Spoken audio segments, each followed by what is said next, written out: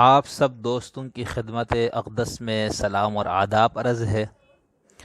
گزشتہ ویلاگ میں ہم نے شام کے ایک بہت بڑے فلسفی اور دانشور ڈاکٹر محمد شہرور صاحب کے تصور سے وحدت ادیان سے متعلق گفتگو کی تھی، اور اس کی جو ابتدائی میری جو ویلاگس ہے وحدت ادیان کے ڈیفینیشن، اس کا اطلاق، اور اس کے لیے انگلش میں جو اس کی اصطلاح ہے ریلیجس پلورلزم، اور اس کے کئی مفاہیم، اور عربی میں التعددیہ الدینیہ، تو ان سب کا میں نے آپ کو بیان کیا ہے۔ اور پھر ہم نے ایک مفہوم طے کیا تھا کہ جس پر ہم آگے بات کریں گے، تو ہم اسی خاص مفہوم پہ بات کر رہے ہیں، ٹھیک ہے، کہ تعلق آپ کا کسی بھی مذہب سے ہو، اور لیکن اگر آپ ایمان باللہ، ایمان بالیوم الآخر اور عمل صالح کے ساتھ آ رہے ہیں تو آپ نجات کے مستحق ہیں۔ نجات و سعادت کے لیے کسی ایک خاص مذہب کے پیروکار ہونا اور یا نبی حضرت محمد مصطفیٰ صلی اللہ علیہ وسلم کی امت میں سے ہونا ضروری نہیں ہے، بلکہ آپ دیانتداری کے ساتھ جس مذہب کے ساتھ موجود ہے اس پہ جب تک آپ عمل پیرا ہے تو آپ نجات و سعادت کے مستحق ہیں۔ تو یہ ہے وہ مفہوم جس پہ ہم گفتگو کر رہے تھے۔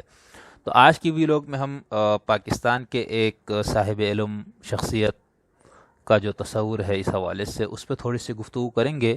محترم امتیاز صاحب راول پنڈی میں یہ ہوتے ہیں، اور اسلام آباد اور پنڈی اور لاہور وغیرہ کے علمی حلقوں میں بہت معروف نام ہے، اور خود پیدائشی طور پر تو سنی المسلک ہے، لیکن بعد میں ان کا اپنے کہنے کے مطابق وہ آزادانہ تحقیق کے بعد اب وہ مسالک کی حد بندیوں سے آزاد ہو چکے ہیں۔ تو اس وقت ہم ان کو کسی ایک مسلک کے نمائندگی کے طور پر پیش نہیں کریں گے، اور دوسرا اس طرح بھی نہیں کہ ہم ان کو کوئی مذہبی ایک مولانا کے مفہوم میں بھی پیش کریں۔ وہ ایک صاحب علم و دانی شخصیت ہے، اپنی آزادانہ رائے رکھتے ہیں۔ درس قرآن کا ان کا ایک حلقہ ہے جہاں پر وہ درس قرآن ارشاد فرماتے ہیں، اور ان کے علم سے مستفید ہونے والے بہت سارے لوگ ہیں۔ اور امتیاز صاحب کا بھی اس حوالے سے جو نقطہ نظر ہے وہ میں آپ کے سامنے پیش کر دیتا ہوں۔ انہوں نے وائس میسیج کے ذریعے اور جو ان کی کچھ گفتگو اس حوالے سے ریکارڈ تھی وہ انہوں نے مجھے ارسال کیا تھا، تو میں نے کہا کہ میں آپ کے اس نقطہ نظر کو پیش کرنا چاہتا ہوں، تو انہوں نے مجھ سے اس کی اجازت دی، تو اس لیے میں ان کا نظریہ پیش کر رہا ہوں۔ تو امتیاز صاحب کا بھی یہی خیال ہے کہ نجات و سعادت کے لیے جو سورہ البقرہ کی آیت 62 اور المائدہ کی جو آیت ہے، اور اس کے علاوہ بہت ساری اور آیت ہے جن سے یہ صاحب بھی استدلال کر کے کہتے ہیں کہ خدا کے ہاں نجات و سعادت کے لیے یہ 3 بنیادی شرائط موجود ہوں تو یہ کافی ہے، اس سے زیادہ کوئی چیز مطلوب نہیں ہے۔ تو ڈاکٹر صاحب اپنا امتیاز صاحب یہ کئی کتابوں کے مصنف بھی ہے، ٹھیک ہے، اور غامدی صاحب کے حلقے سے بھی ان کے کئی علمی مباحثے ان کے ہوتے رہتے ہیں، اور عمار خان ناصر صاحب کی جو کتاب ہے جہاد کے حوالے سے اور ان کے جو خیالات ہیں اس پر ایک تنقیدی کتاب بھی ان کی موجود ہے، وہ آپ دیکھ لیجئے۔ اس کے علاوہ کچھ اور بھی ان کے کچھ کتابیں شائع ہے اور وہ دستیاب ہے، تو آپ بھی ان سے مستفید ہو، صاحب علم شخص ہے۔ تو امتیاز صاحب کی گفتگو اور ان کا جو نقطہ نظر ہے وہ آپ انہی کے الفاظ میں سماعت فرمائے، ٹھیک ہے، وہ کیا کہنا چاہ رہے ہیں وہ دیکھ لیجئے گا۔ السلام علیکم۔ مجھ سے ہمارے ایک ساتھی نے وحدت ادیان سے متعلق میری رائے پوچھی تھی، کہ میں عرض کر دوں کہ یہ لفظ میں نے سب سے پہلے ابو الکلام آزاد رحمہ اللہ تعالیٰ کے خلاف پڑھا تھا، کہ وہ ابو الکلام آزاد وحدت الادیان کے قائل تھے۔ تو مجھ سے بھی پوچھا گیا ہمارے ایک ساتھی نے، تو میں عرض یہ کرتا ہوں کہ دیکھیں، یہ وحدت ادیان کا مطلب اگر تو یہ لیا جائے کہ سب دین ایک ہیں تو ایک لحاظ سے ٹھیک ہے اور ایک لحاظ سے غلط ہے۔ بھئی ٹھیک تو اس لحاظ سے کہ جو دین بھی انبیاء لے کر آئے وہ ایک ہی دین تھا، جس کو قرآن نے کہا ان الدین عند اللہ الاسلام، اللہ کے نزدیک تو دین کے نزدیک دین تو اسلام ہی ہے۔ تو یہ اسلام ہی لے کے تمام انبیاء آتے رہے، جو بنیادی دین تھا، توحید، رسالت، آخرت اور اچھے کا اعمال کا بجا لانا، برے اعمال سے بچنا۔ تو یہ اگر دین پوچھا جائے تو یہ دین ایک ہے، لیکن بعد میں ان کی شکلیں بگاڑ دی گئیں، تعریف ہو گئی۔ تو ہم یہی کہتے ہیں کہ قرآن مجید بھی وہی دین ہے جو تمام انبیاء لائے، اس میں وہ دین ہے، لیکن فرق یہ ہے کہ باقی کتابوں میں تعریف کر دی گئی، یہ محرف نہیں ہے۔ تو اللہ تعالیٰ کا کہہ لیں کہ غیر تبدیل شدہ بالکل واضح صاف چیز جو اللہ تعالیٰ کی تعلیمات تھی وہ قرآن میں موجود ہیں۔ اسی لیے قرآن نے اپنے آپ کو میزان کہا، مہیمن کہا، یہ دوسری کتابیں تمام اس میں تولیں گی، ان کا نگہبان ہے۔ اور اگر وحدت ادیان کا مطلب یہ لیا جائے کہ تمام دین سچے ہیں، تو ظاہر دینوں میں تو بنیادی اختلافات پائے جاتے ہیں، تو تمام دین سچے نہیں ہو سکتے۔ پھر وہ جو ساتھی پوچھ رہے تھے انہوں نے یہی کہا، ان کا بھی اپنا بیان تھا اصل میں، کہ تمام یہ تو کچھ لوگوں نے ان کی بات مانی کہ یہ تو مانا جا سکتا ہے کہ اسلام میں رہنے والے تمام مکارب فکر نجات پا جائیں، لیکن غیر مسلم کیسے نجات پا سکتے ہیں؟ تو میں عرض یہی کروں گا، دیکھیں یہ نقطہ نظر بھی صحیح نہیں ہے، اس لیے کہ اسلام میں رہنے والے لوگوں کے بھی نظریات بہت مختلف ہیں۔ اب قادیانی بھی اپنے آپ کو مسلم کہتے ہیں، شیعہ حضرات بھی مسلم کہتے ہیں، دیوبندی بھی مسلم کہتے ہیں، بریلوی بھی مسلم کہتے ہیں، اہل حدیث بھی، اور آپ گنتے چلے جائیں۔ تو اب ان میں تو اصولی اختلاف ہے بنیادی طور پر، تو ان میں یہ سب کیسے اسلام میں جا سکتے ہیں؟ تو میں عرض یہ کرتا ہوں کہ قرآن کی جو تعلیمات ہیں وہ اس معاملے میں بڑی واضح ہیں کہ دنیا کا ہر انسان بشمول اسلام کے تمام مکاتب فکر جو بنیادی باتیں، تین جو بنیادی باتیں اللہ تعالیٰ نے بیان کی ہیں، ان کو مان لے گا، وہ مسلم بھی ہے اور اس کی نجات ہو جائے گی، چاہے وہ کہیں رہتا ہو، کسی مذہب کو ماننے والا ہو۔ وہ تین شرائط کیا ہیں؟ تو یہ سورہ بقرہ کی 62 نمبر آیت تو ہم اکثر بیان کرتے رہتے ہیں۔ میں آج یہ سورہ مائدہ کی 69 نمبر آیت پیش کرتا ہوں، یہاں سے شروع کرتا ہوں۔ اعوذ باللہ من الشیطان الرجیم، بسم اللہ الرحمن الرحیم۔ ان الذین آمنوا والذین ہادوا والصابئون والنصارى من آمن باللہ والیوم الآخر وعمل صالحا فلا خوف علیہم ولا هم یحزنون۔ مسلمان، یہودی، ستارہ پرست اور نصرانی کوئی ہو۔ دیکھیے یہ ترجمہ میرے سامنے جو اس وقت موجود ہے وہ جوناگری صاحب کا ہے۔ آپ جانتے ہیں سب کہ میں از خود ترجمہ نہیں کرتا کہ کسی کو یہ موقع نہ ملے کہ یہ ترجمہ انہوں نے غلط کر دیا، ترجمے میں تحریف کر دی۔ ہاں کسی ترجمے سے مجھے اختلاف ہو تو میں وجہ بتا دیتا ہوں، لیکن بالعموم میں یہی ترجمہ پیش کرتا ہوں۔ تو مسلمان، یہودی، ستارہ پرست اور نصرانی کوئی ہو، جو بھی اللہ تعالیٰ پر اور قیامت کے دن پر ایمان لائے اور نیک عمل کرے، وہ محض بے خوف رہے گا اور بالکل بے غم ہو جائے گا۔ تو یہ دیکھ لیں آپ کہ اس میں 4 مذہب کا ذکر تو کر دیا گیا، مسلمانوں کا، یہودیوں کا، صابیوں کا اور نصارہ کا۔ اب اللہ تعالیٰ کہتے ہیں ان چاروں میں سے، ہمارے علماء کہتے ہیں کہ نہیں، اکثر یہ ہے کہ یہ ان تینوں کو رسالت پر بھی ایمان لانا پڑے گا۔ تو میں عرض کرتا ہوں خالی رسالت کی بات نہیں ہے، اس آیت میں تو کتابوں پر بھی ایمان کا نہیں مانا پوچھا گیا اور فرشتوں پر بھی ایمان کا نہیں پوچھا گیا۔ تو اصل میں یہ میں عرض کر دوں کہ اس آیت پر میں پہلے بھی درس دے چکا ہوں، لیکن چونکہ وحدت ادیان سے متعلق ہے تو مجھے اس کو بیان کرنا پڑے گا کہ اس میں جب کہا گیا کہ مسلمان پہلے، ایمان والے پہلے شامل ہے، بلکہ مسلمان نہیں کہا گیا، ایمان والے کہا گیا۔ اب اس کے بعد فرمایا کہ جو بھی اللہ پر ایمان لائے، تو بھائی اللہ پر ایمان کا مطلب یہی سمجھ میں آتا ہے کہ مشرکین مکہ بھی اللہ کو تو مانتے تھے نا، تو اللہ تعالیٰ کہتے ہیں جو اللہ پر ایمان لائے یعنی شرک نہ کرتا ہو۔ آگے فرمایا جو قیامت کے دن پر ایمان لائے۔ اب دیکھیں مسلمانوں میں بھی آپ کو بہت کم ایسے مسلم ملیں گے جو شرک نہ کرتے ہوں، اکثر تو شرک کرتے ہیں۔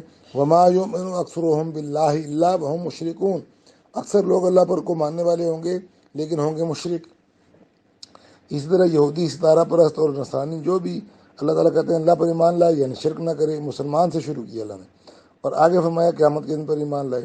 تو ہر آدمی جو قیامت کو مانتا ہے، اپنے آپ کو اللہ کے ہاں مسئول سمجھتا ہے، اکاؤنٹیبل سمجھتا ہے، اس کے لیے لازم ہے کہ وہ پھر یہ غلط نظریات نہ رکھے کہ میری شفاعت کی وجہ سے نجات ہو جائے گی۔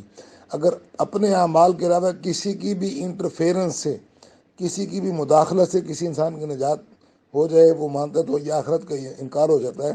اس لیے کہ اللہ تعالیٰ نے تو بھیجے ہمیں، خلق الموت والحیات لیبلوکم ایکم احسن عملا۔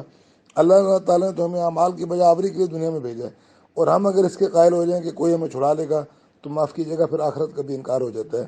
اسی لیے اللہ تعالیٰ نے پہلے کہا جو اللہ پر ایمان لائے، پھر کہا جو قیامت کے دن پر ایمان لائے، اس کے بعد فرمایا نیک عمل کرے۔ یہ بھی کامن ہے۔ میں یہاں عرض یہ کر دوں کہ جاوید احمد غامدی صاحب یہ فرماتے ہیں کہ اس آیت میں ایک پہلو بیان کر دیا گیا ہے۔ پہلے وہ کہتے تھے کہ نہیں، یہ اپنے اپنے وقت میں جو اہل کتاب اور یہودی تھے اور نصرانی تھے، اب انہوں نے یہ چینج کیا، انہوں نے کہا نہیں، یہ اس آیت سے یہ پتہ چلتا ہے کہ یہ سارے مذاہب کی والوں کی نجات ہو سکتی ہے، لیکن شرط یہ ہے کہ وہ اس میں وہ کہتے ہیں کہ ایک طرفہ بات کی گئی ہے کہ یعنی یہ اعمال کر لے تو وہ جنت میں چلا جائے گا۔ وہ کہتے ہیں دوسرا پہلو نہیں بیان کیا گیا، یعنی سزاؤں کا پہلو۔ اگر ایک آدمی وہ کہتے ہیں قتل کر دے یا کوئی اور گناہ کبیرہ کر لے تو یہ آیت خاموش ہے، تو اس کی وہ کہتے ہیں ظاہر ہے کہ نجات نہیں ہوگی۔ تو میں عرض یہ کرتا ہوں کہ وہ بڑے قابل احترام آدمی ہیں، دنیا ان کو سنتی ہے، دین بیان کرتے ہیں، مگر اللہ تعالیٰ ہمیں ان سے بہت زیادہ قابل احترام لگتے ہیں اور ہیں۔ تو وہ میں نے کل بتایا تھا نا کہ عبداللہ بن زیاد المحمود فرماتے تھے کہ ابن تیمیہ مجھے محبوب ہیں مگر حق مجھے ان سے بھی زیادہ محبوب ہے۔ اسی طرح ہم یہ کہتے ہیں کہ ہمیں حق غامدی صاحب سے بہت زیادہ محبوب ہے۔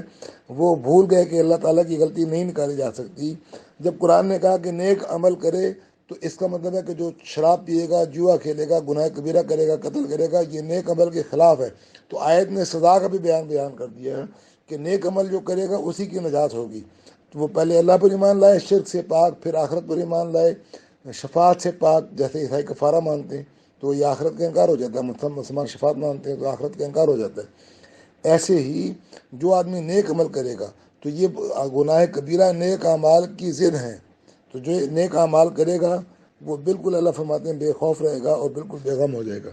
ایک مقام میں اور پیش کر دیتا ہوں کہ دیکھیں، پہلے تو اللہ تعالیٰ نے سورہ آل عمران کی آیت 110 کے آخر میں فرمایا وَلَوْ آمَنَ أَهْلُ الْكِتَابِ لَكَانَ خَيْرًا لَهُمْ مِنْهُمُ الْمُؤْمِنُونَ وَأَكْثَرُهُمُ الْفَاسِقُونَ۔ اگر اہل کتاب بھی ایمان لاتے تو ان کے لیے بہتر تھا، ان میں ایمان والے بھی ہیں لیکن اکثر تو فاسق ہیں۔ تو یہ تو میں آپ عرض کرتا ہوں کہ مسلمانوں میں بھی ہیں، ان میں ایمان والے بھی ہیں لیکن اکثر فاسق ہیں۔ میں تو مثال دیا کرتا ہوں کہ 1 کلو دودھ مجھے جا کر بازار سے خالص لا کر دکھا دو، 1 پاؤ پسی ہوئی مرچ خالص لا کے دکھا دو تو میں مان لوں گا۔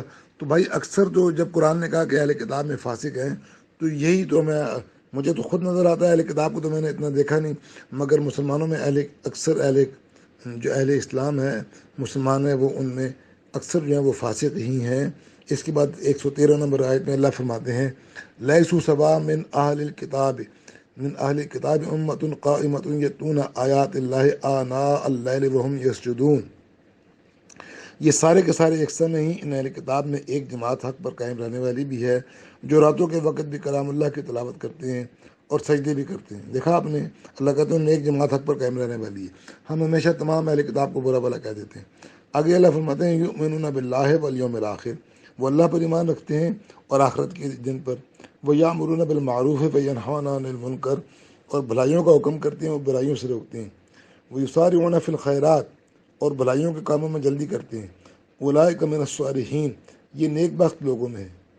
دیکھا آپ نے، یہاں پہ بھی نہ فرشتوں پر ایمان مانگا گیا ہے، نہ کتاب پر ایمان مانگا گیا ہے، نہ رسولوں پر ایمان مانگا گیا ہے، صرف اللہ پر ایمان، آخرت پر ایمان اور اچھے اعمال کہ اچھائی کا حکم دیتے ہیں، برائی سے روکتے ہیں۔ اللہ کہتے ہیں یہ اللہ نے تمام ان اہل کتاب کو کہا اولئک من الصالحین، یہ نیک لوگوں میں سے ہیں، نیک بخت لوگوں میں سے ہیں۔ دیکھا اللہ تعالیٰ یہود اور نصارہ کو بھی کہہ رہا ہے کہ یہ نیک بخت لوگوں میں سے ہیں۔ آگے اللہ فرماتے ہیں وما یفعلوا من خیر فلن یکفروہ واللہ علیم بالمتقین، یہ جو کچھ بھی بھلائیاں کریں ان کی ناقدری نہ کی جائے گی اور اللہ تعالیٰ پرہیزگاروں کو خوب جانتا ہے۔ تو اللہ تعالیٰ نے بتا دیا کہ یہ جو بھی اچھا کام کریں گے وہ ضائع نہیں جائے گا اور اللہ تعالیٰ اس کا انکار نہیں کریں گے اور اللہ متقین کو جاتا ہے۔ تو آخر میں یہ بھی عرض کر دوں کہ یہ بڑی واضح آیات ہیں۔ سورہ بینہ میں بھی ہے کہ لم یکن الذین کفروا من اہل الکتاب والمشرکین۔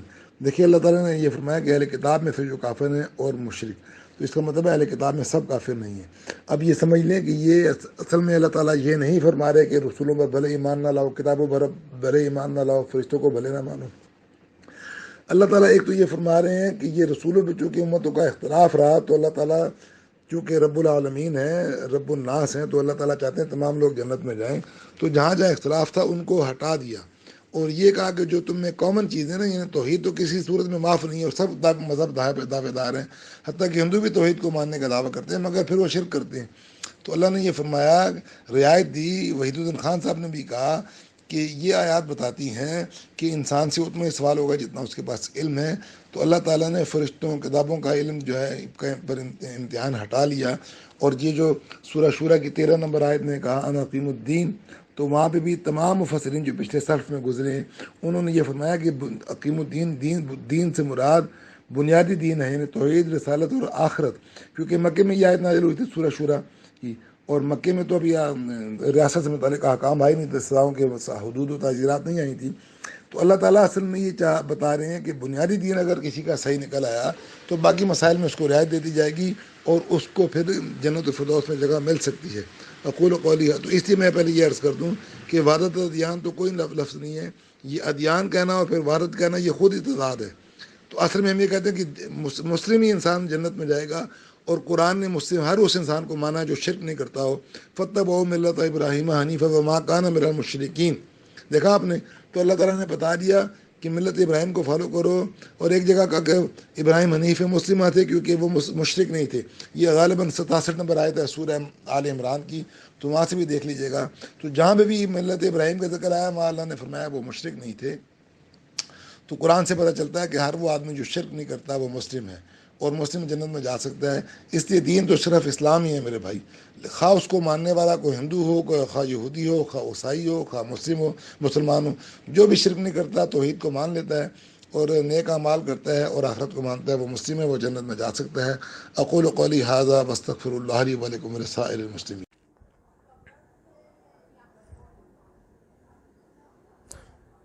یہ ساری جو گفتگو آپ نے امتیاز صاحب کی سنی ہے، اس ساری گفتگو میں اس کو سننے کے بعد ہمیں ان کا جو نظریہ ہے، ان کا جو نقطہ نظر ہے وہ یہ سمجھ میں آتا ہے کہ نجات کے لیے گروپ یا کسی مذہب سے وابستگی ضروری نہیں، بلکہ اللہ، آخرت پر اور ایمان ہو اور عمل صالح ہو۔ تو ان کا یہ خیال ہے کہ نجات اور سعادت کے لیے اتنا ہی مطلوب ہے اور یہ کافی ہے۔ امید ہے آپ کو امتیاز صاحب کے خیالات بھی آپ تک میں نے پہنچا دیے ہیں اور اس کو سے آپ مستفید ہوئے ہوں گے۔